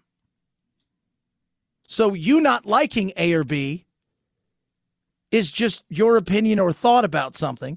It doesn't mean that you don't like me or that we can't be friends. Translation, if you're a Republican or a Democrat, you guys can be friends.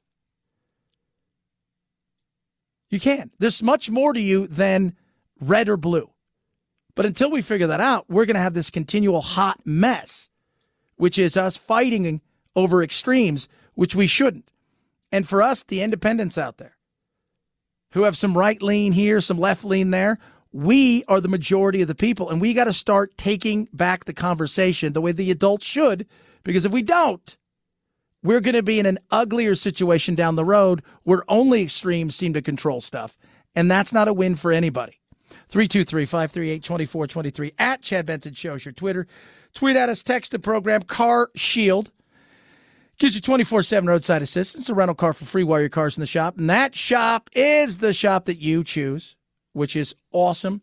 As cars get more expensive, used cars have seen a massive jump in prices, but many people out there, you no longer have a warranty and you are not protected. This is where Car Shield comes in. Car Shield sells over 1 million drivers. They can help you as well. Protect your engine, protect your car, protect your wallet right now. It's a simple thing to do. Over 1 million drivers have been helped by Car Shield. So I want you to go to carshield.com/Benson. When you do, you're going to save 10% right there. Check out the plans they have.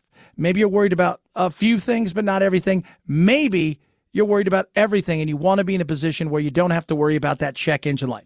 CarShield.com/Benson. CarShield.com/Benson. A deductible may apply. Chad Benson Show.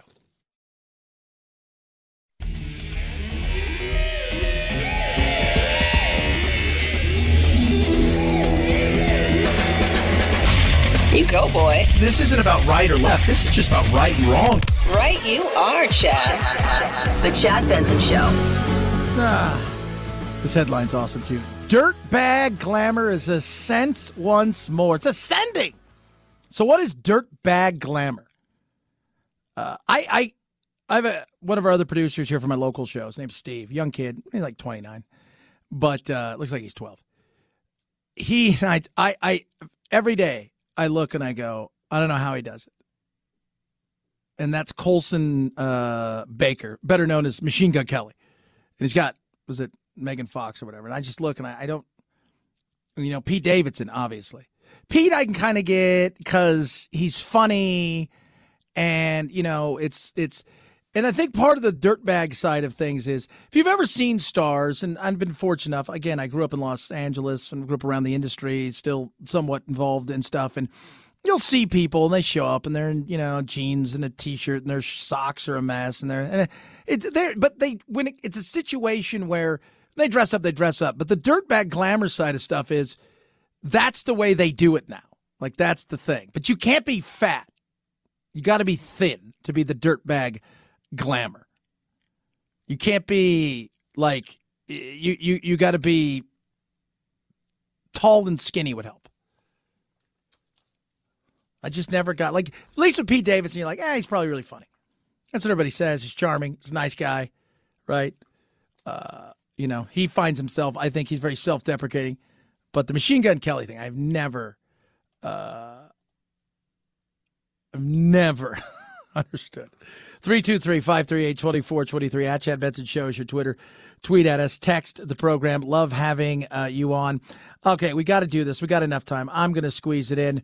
Imagine this, staring into the eye of the tiger. Abraham was arrested this morning at the Franklin Park Zoo after state police say he broke in, scaled several fences, and ignored warning signs, trying to get into the tiger enclosure before zoo hours. We're getting a call from the Franklin Park Zoo for a male that broke in and was trying to break into the tiger exhibit. That's crazy. People shouldn't do that. Leave the tigers alone. Yeah, they don't want humans in there. But Abraham insists he thought the place was open because the gate was, and didn't realize he was in a restricted area until security confronted him. About the same time, he locked eyes with the beast. Yeah, the beast. Now, this is where it gets interesting. They go to his house, right? And he answers the door. And, well, he's got himself a violin in his hand. Sweet mustache. Yeah, when the tiger growled at me, I thought I could be in danger. However, there was a fence between me and the tiger. So I wasn't actually in the enclave with the tiger. Abraham says the only time he hopped fences was trying to get out after security scolded him. But he says one thing police have right is that he's fascinated by tigers, perhaps to a somewhat strange degree. In fact, he admits he went to the zoo with the goal of staring into the tiger's soul and achieving some mystical experience. Yeah, that's why he went there. By the way, if you play a stupid game, you win a stupid prize. But I was talking about this. Nature will mess you up. So you may think that's fun to pet the kitty and to look into its soul for that mystic, spiritual thing. The cat doesn't know that. The cat just goes, oh, you're easy, stupid, slow, I can kill you. Trying to see if I made eye contact with this tiger, what's going to happen to me. The Worcester State biology major is charged with trespassing and disturbing the peace, charges he hopes will be tossed out. Hopefully that will be forgiven as a misunderstanding, because that's what I believe it was.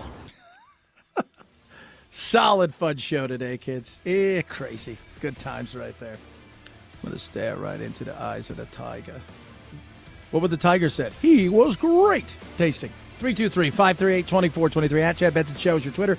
Got you over the hump. We'll do it again tomorrow. You guys have a blessed rest of your day. Night, night, Jack.